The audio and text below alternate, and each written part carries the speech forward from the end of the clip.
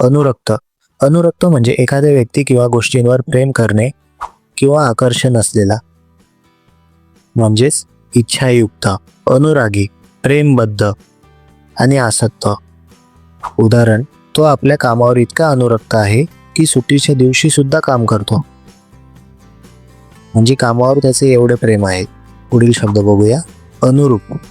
अनुरूप म्हणजे एखाद्या परिस्थितीशी किंवा गोष्टीशी योग्य प्रकारे जुळणारे, म्हणजेच सुसंगत, जुळणारे, शोभणारे, यथायोग्य, यथोचित हे याचे समानार्थी शब्द आहेत.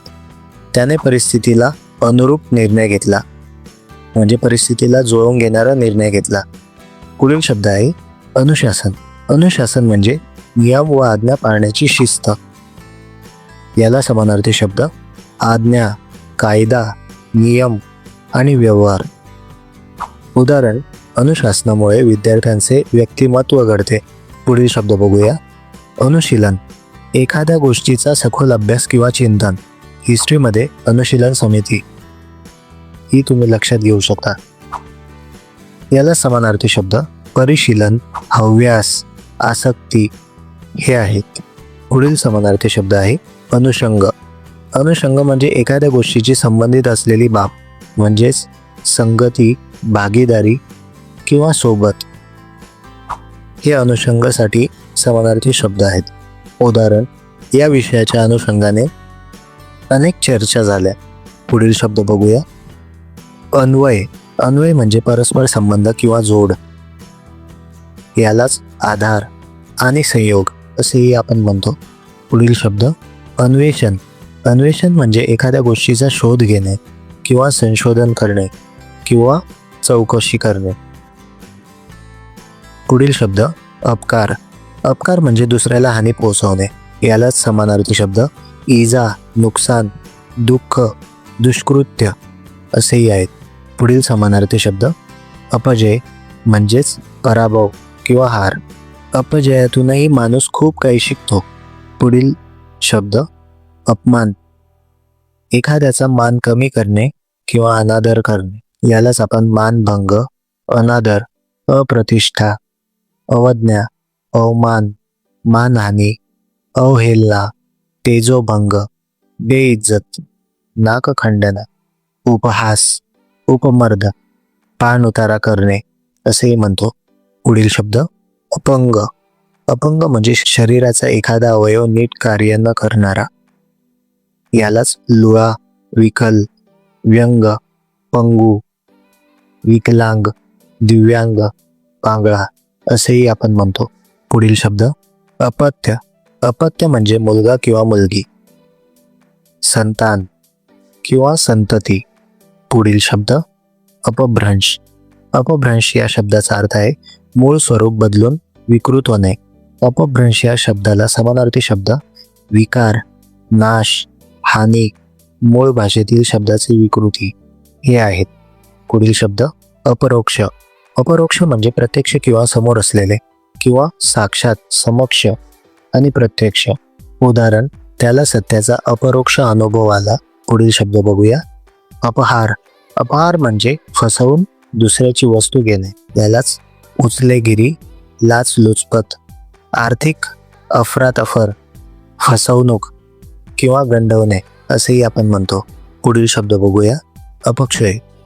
अपक्षय म्हणजे हळूहळू कमी होणे किंवा नष्ट होणे किंवा ऱ्हास होणे. याचे एक्झाम्पल, जंगलतोडीमुळे पर्यावरणाचा अपक्षय होत आहे, म्हणजे पर्यावरणाचा ऱ्हास होत आहे. पुढील शब्द अप्रतिम म्हणजे ज्याची तुलना नाही असा, अजोड, अद्वितीय, अतुल्य, अनुपम, अतुलनीय, उत्कृष्ट, अलौकिक किंवा असामान्य हे याचे समानार्थी शब्द आहेत. पुढील शब्द अफवा. अफवा म्हणजे कंडी, वाती, भूमका, बदंता, वावडी, खोटी बातमी, आवई, किंवदंती, गावगप्पा हे याचे समानार्थी शब्द आहेत. पुढील शब्द अभद्र. अभद्र म्हणजे वाईट गोष्ट, अरिष्ट, असभ्य किंवा अशोभनीय गोष्ट. पुढील शब्द अभिजात. उच्च कुलातील किंवा सुसंस्कृत किंवा कुलीन, सभ्य, थोर, प्रतिष्ठित, जातिवंत, सुसंस्कृत, अस्सल, विशुद्ध हे शब्द म्हणजे अभिजात. उदाहरण, त्याचे कुटुंब अभिजात परंपरेसाठी ओळखले जाते. पुढील शब्द बघूया. अभिधान. अभिधान म्हणजे नाव किंवा एखाद्या शब्दाचा अर्थ दर्शवणारा उल्लेख. यालाच अर्थबोध असे आपण म्हणतो. उदाहरण, शब्दकोशात प्रत्येक शब्दाचे अभिधान दिलेले असते, म्हणजे उल्लेख केलेला असतो. पुढील शब्द अभिनय. अभिनय म्हणजे हावभाव, अंगविक्षेप, सोंग, नक्कल, अनुकरण आणि कृतींनी भावना व्यक्त करणे. यालाच आपण अभिनय असे म्हणतो. पुढील शब्द अभिनव. अभिनव म्हणजे नवीन किंवा वेगळ्या पद्धतीचा. यालाच नूतन, अपूर्व, नवे आणि आधुनिक असे म्हणतात. पुढील शब्द अभिभव. अभिभव म्हणजे पराभूत होणे किंवा जिंकले जाणे. यालाच पराजय व पराभव असेही समानार्थी शब्द आहेत. पुढील शब्द अभिमत. अभिमत म्हणजे मनाला आवडणारे किंवा मान्य असलेले, म्हणजे प्रिय, संमत व पसंत. उदाहरण, शिक्षकांचे अभिमत विद्यार्थ्यांसाठी महत्त्वाचे असते. पुढील शब्द अभिमान. अभिमान म्हणजे गर्व, काटा, तोरा, मान, अभिनिवेश इत्यादी. पुढील शब्द अभियोग. एखाद्यावर केलेला आरोप किंवा खटला यालाच अभियोग असे म्हणतात. याला इतर समानार्थी शब्द आहेत. फिर्याद, आरोप, आळ, दोष, मनन, अभ्यास आणि चिकाटी. पुढील शब्द अभिरुची. अभिरुची म्हणजे एखाद्या गोष्टीची विशेष आवड, चव, गोडी व विशेष रुची. उदाहरण, तिला संगीताची विशेष अभिरुची आहे, म्हणजे आवड आहे. पुढील शब्द अभिलाषा. अभिलाषा म्हणजे इच्छा, हेतू, लोभ, हाव, म्हणजे काही मिळवण्याची इच्छा म्हणजेच अभिलाषा. पुढील शब्द अभिवादन. अभिवादन म्हणजे आदराने नमस्कार करणे किंवा प्रणिपात, नमन, वंदन करणे. उदाहरण, विद्यार्थ्यांनी शिक्षकांना अभिवादन केले. पुढील शब्द आहे अभिवृद्धी. अभिवृद्धी म्हणजे वाढ, प्रगती, उत्कर्ष, भरभराट, प्रगती, उन्नती, उत्थान, वर येणे किंवा उदय होणे हे अभिवृद्धीचे समानार्थी शब्द आहेत. याचे एक्झाम्पल आपण लक्षात ठेवू शकता.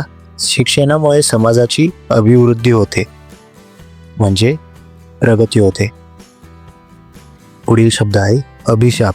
अभिशाप म्हणजे शाप किंवा दोषारोप. यालाच आरोप, आळ, ठपका, शाप, निंदा, बट्टा ही समानार्थी शब्द आहेत.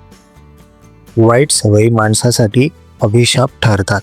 पुढील शब्द आहे अभ्यास. अभ्यास या शब्दाला समानार्थी शब्द व्यासंग, सराव, परिपाठ किंवा नियमित अध्ययन हे आहेत. पुढील शब्द अभ्युदय.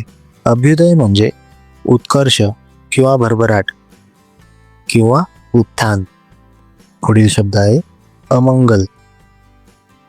अमंगल या शब्दाला अशुभ, अनिष्ट, खराब हे समानार्थी शब्द आहेत.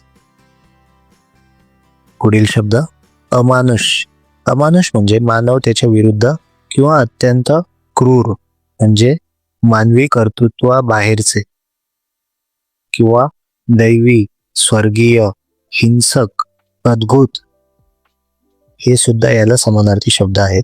उदाहरण, कैद्यांवर अमानुष अत्याचार करण्यात आले. पुढील शब्द आहे अभाळ. अभाळ या शब्दाला समानार्थी शब्द शुद्ध, स्वच्छ किंवा शुभ्र किंवा आकाशासारखे निर्मळ हे आहेत. अमीर उमराव. अमीर उमराव म्हणजे श्रीमंत, व मोठ्या पदावरील लोक यांनाच अमीर उमराव असे म्हटले जाते. याला समानार्थी शब्द सरदार मंडळी किंवा बडे लोक किंवा ज्यांच्याकडे भरपूर वैभव आहे असे लोक, हेच अमीर उमराव. पुढील शब्द आहे अमोघ. अमोघ म्हणजे अचूक, योग्य, गुणदायी, रामबाण किंवा प्रभावी किंवा अचूक परिणाम देणारे, हे अमोघसाठी समानार्थी शब्द आहेत. उदाहरण, हे औषध सर्दीवर अमोघ उपाय आहे, म्हणजे गुणदायी उपाय आहे किंवा रामबाण उपाय आहे. पुढील शब्द आहे अमृत. अमृत म्हणजे अमरत्व देणारे दैवी पेय. याला समानार्थी शब्द सुधा, पियुष आणि संजीवनी. आईचे प्रेम मुलासाठी अमृतासारखे असते. हे एक्झाम्पल तुम्ही लक्षात ठेवू शकता. पुढील शब्द आहे ऐनक. ऐनक म्हणजे डोळ्यांवर लावायचा चष्मा. यालाच उपनेत्र, आरसा, दर्पण, काच, आईना हे देखील समानार्थी शब्द आहेत. पुढील समानार्थी शब्द अयस. अयस म्हणजे लोखंडासारखा धातू. यालाच पोलाद हा समानार्थी शब्द आहे. उदाहरण, पुलाच्या बांधकामात अयसचा मोठ्या प्रमाणात वापर होतो. पुढील शब्द आहे अर्बुद. अर्बुद म्हणजे खडबडीत किंवा अत्यंत मोठ्या संख्येचा उल्लेख. याला समानार्थी शब्द राखट, आडदांड, खेडवळ आणि दशकोटी. उदाहरण, त्या पर्वताचे अर्बुदासारखे खडक दिसत होते. पुढील शब्द आहे अर्धचंद्र. अर्धचंद्र म्हणजे एखाद्याला जबरदस्तीने हटवणे, म्हणजे एखाद्याची उचलबांगडी करणे, गचांडी, उच्चाटन किंवा हकलपट्टी.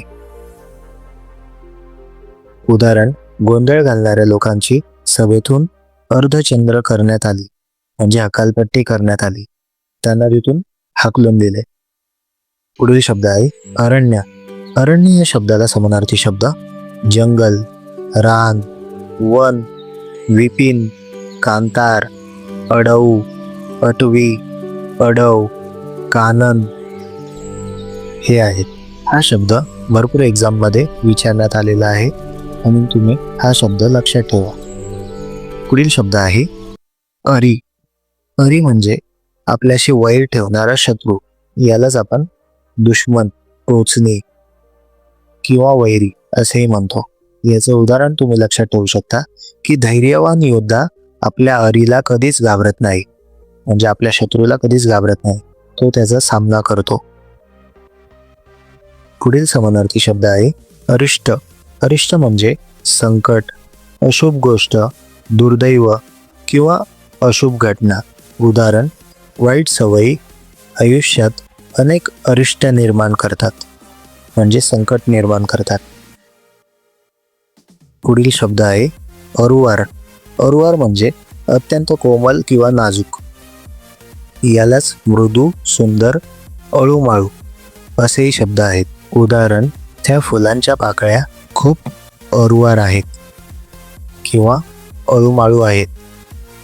पुढील शब्द बघूया अर्चना. अर्चना या शब्दाला समानार्थी शब्द पूजा, अर्चा, उपासना, सेवा किंवा देवाची भक्तिभावाने पूजा करणे हे आहेत. जसे सकाळी मंदिरात देवाची अर्चना केली जाते. पुढचा शब्द आहे अर्जुन. अर्जुन म्हणजे महाभारतातील 5 पांडवांपैकी तिसरा महान धनुर्धर. यालाच पार्थ, धनंजय, फाल्गुन, जिष्णू, भारत, विजय, किरीट हे समानार्थी शब्द आहेत. पुढील शब्द आहे अर्वाचीन. अर्वाचीन म्हणजे अलीकडच्या काळातील किंवा आधुनिक किंवा अलीकडचा, हल्लीच्या काळातील असेही म्हणतात. उदाहरण, अर्वाचीन तंत्रज्ञानामुळे जीवन अधिक सोपे झाले आहे. पुढील शब्द आहे अर्वाच्य. अर्वाच्य म्हणजे नीच किंवा अश्लील भाषण किंवा हलकटपणाचे भाषण. यालाच अर्वाच्य म्हणतात. जसे सभ्य समाजात अर्वाच्य भाषा वापरणे चुकीचे आहे. पुढील शब्द बघूया अलग नौबत. अलग नौबत म्हणजे राजवाडा, किल्ला किंवा महत्वाच्या ठिकाणी वाजवला जाणारा डंका किंवा पहाऱ्याची सूचना देणारा नाद. यालाच निशाण असेही म्हणतात. उदाहरण, किल्ल्यावर पहाटे अलग नौबत वाजली की सैनिक पहाऱ्यासाठी सज्ज होत असत. पुढील शब्द बघूया. अलिप्त. अलिप्त म्हणजे एखाद्या गोष्टीपासून वेगळे किंवा दूर राहणे.